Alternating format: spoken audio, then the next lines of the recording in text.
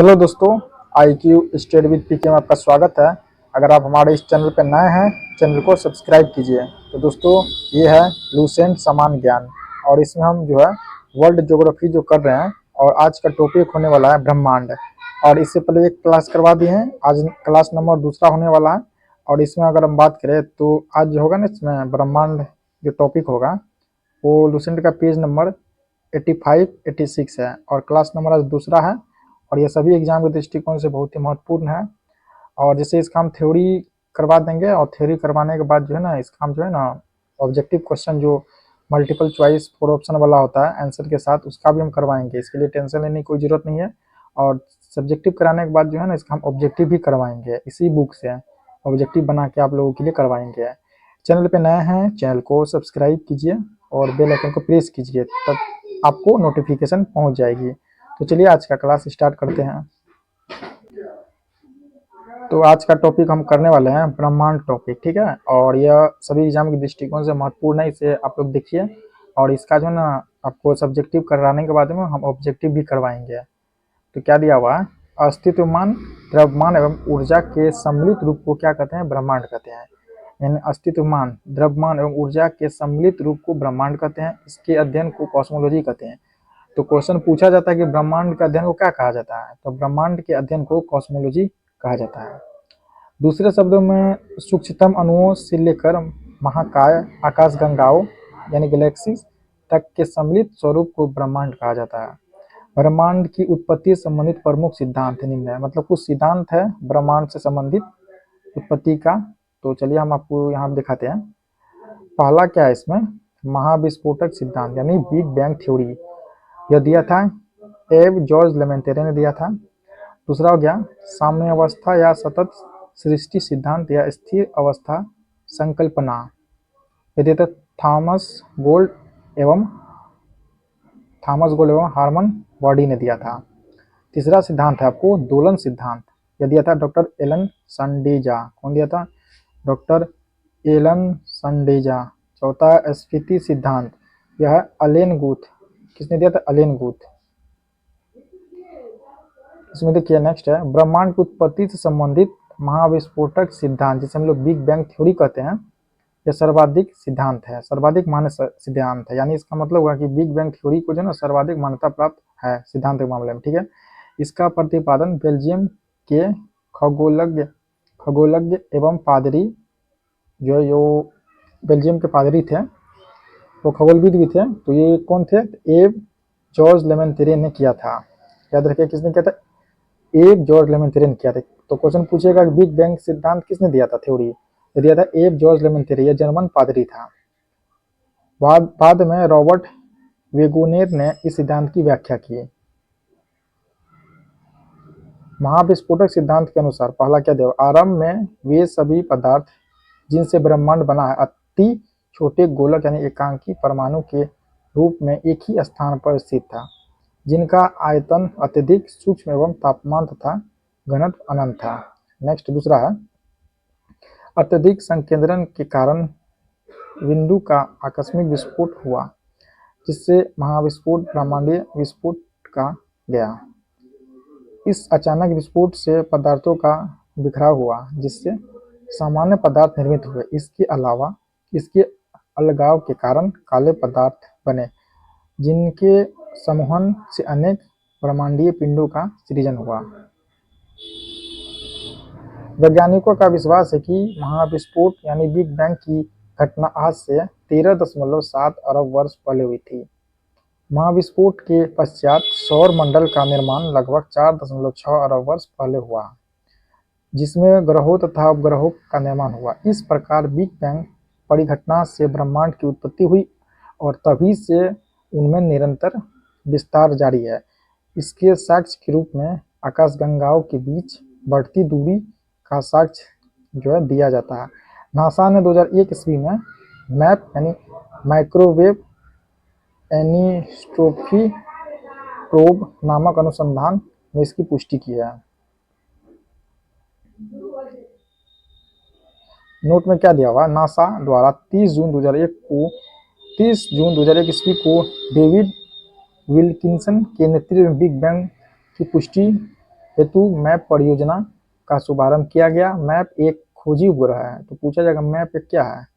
Map है एक खोजी उपग्रह। इससे प्राप्त चित्रों से बिग बैंग की पुष्टि होती है। 11 फरवरी 2013 ईस्वी को इस आधार पर नासा ने ब्रह्मांड की आयु 13.7 अरब वर्ष निर्धारित करने की घोषणा की। डेविड विलिंगटन की सितंबर 2002 ईस्वी के निधन के पश्चात उनके सम्मान में मैप उपग्रह नामक 11 फरवरी 2003 को डब्ल्यू मैप।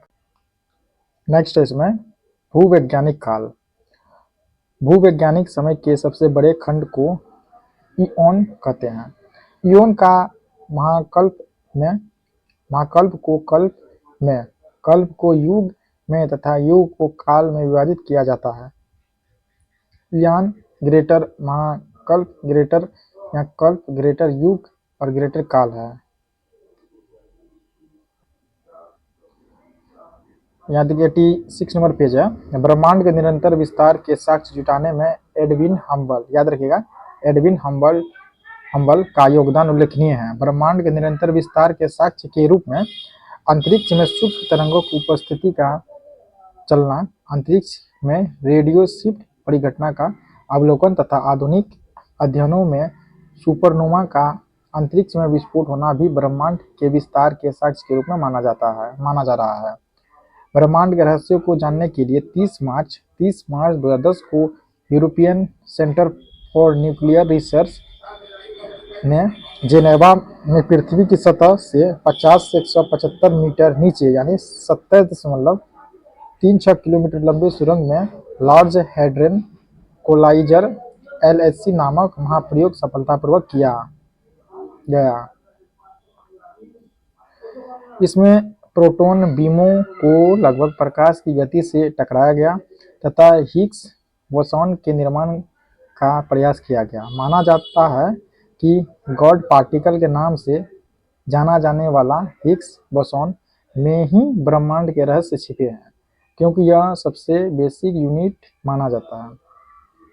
CERN ने 4 जुलाई 2012 को हिग्स बोसॉन से मिलता जुलता सब एटॉमिक पार्टिकल की खोज करने में सफलता हासिल की है। इससे ब्रह्मांड के रहस्यों को जानने में मदद मिलेगी। नोट में दिया हुआ, ब्रिटिश वैज्ञानिक हिग्स ने 1964 में कॉस्मोलॉजी समझने हेतु गॉड पार्टिकल परमाणविक अवधारणा को पेश किया था, जो भारतीय वैज्ञानिक सत्येंद्र नाथ बोस के बोसॉन थ्योरी पर आधारित थी। अब यहाँ देखिए ब्रह्मांड का व्यास। ब्रह्मांड का व्यास है 10⁸ प्रकाश वर्ष। ब्रह्मांड का व्यास है 10⁸ प्रकाश वर्ष है। ब्रह्मांड में अनुमानतः लगभग 100 अरब मंदाकिनी यानी गैलेक्सी है। प्रत्येक मंदाकिनी में लगभग 100 अरब तारे हैं, यानी ब्रह्मांड में जो है ना आपको 100 अरब मंदाकिनी यानी गैलेक्सी है और प्रत्येक गैलेक्सी में आपको 100 अरब तारे हैं, याद रखिएगा। मंदाकिनी तारों का ऐसा समूह जो धुंधला सा दिखाई पड़ता है तथा जो तारा निर्माण प्रक्रिया की शुरुआत का गैस पुंज है, मंदाकिनी कहलाता है। हमारी पृथ्वी की अपनी एक मंदाकिनी है जिसे हम लोग दूध मेखला कहते हैं या आकाशगंगा यानी मिल्की वे कहते हैं। तो हमारी पृथ्वी का जो आपको मंदाकिनी है जिसे हम लोग क्या कहते हैं, दूध मेखला और आकाशगंगा कहते हैं। अब तक ज्ञात है इस मंदाकिनी का 80% भाग सर्पिला यानी स्पाइरल है। इस मंदाकिनी के सबसे पहले गैलीलियो ने देखा था। यानी यहाँ से एक क्वेश्चन पूछा जाता है कि मंदाकिनी का खोज यानी किसने किया था, यानी किसने पहले देखा था, तो गैलीलियो ने किया था। आकाशगंगा की सबसे नजदीकी मंदाकिनी को देवयानी नाम दिया गया, यानी आकाशगंगा के सबसे नजदीक जो है जो मंदाकिनी है उसे क्या नाम दिया गया, देवयानी, याद रखिएगा। नवीनतम ज्ञात मंदाकिनी ड्वार्फ मंदाकिनी। अब देखिएगा निहारिका। निहारिका यह एक ब्रह्मांडीय नर्सरी है जहाँ तारों का जन्म होता है। निहारिका में धूल और गैसों का बादल होता है। सभी तारों का जन्म निहारिका में होता है, याद रखिएगा। सभी तारों का जन्म कहाँ होता है, निहारिका में होता है। ये क्वेश्चन पूछा गया है। सिर्फ कुछ दुर्लभ अवसरों को छोड़कर, जिसमें 2 न्यूट्रॉन तारे तथा यानी एक श्याम वीवर बनते हैं, वैसे भी न्यूट्रॉन तारे और श्याम वीवर मृत तारे माने जाते हैं। यहाँ पाए जाने वाले गैसों में हाइड्रोजन गैस, हीलियम गैस एवं अन्य आयनीकृत प्लाज्मा गैसें होती है।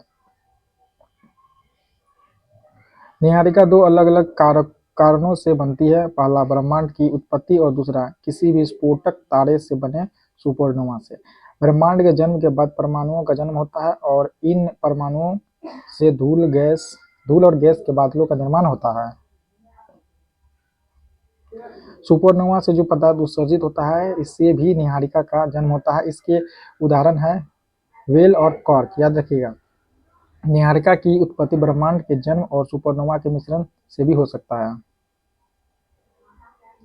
अब यहाँ नीहारिका का कुछ प्रकार है, याद रखिए। पहला है उत्सर्जन नीहारिकाएं। यह सबसे सुंदर और रंग बिरंगी होती है। ये बन रहे तारों से प्रकाशित होती है। उदाहरण के लिए चील व झील नीहारिका। नेक्स्ट है परावर्तन नीहारिकाएं। यह तारों के प्रकाश को परावर्तित करती है।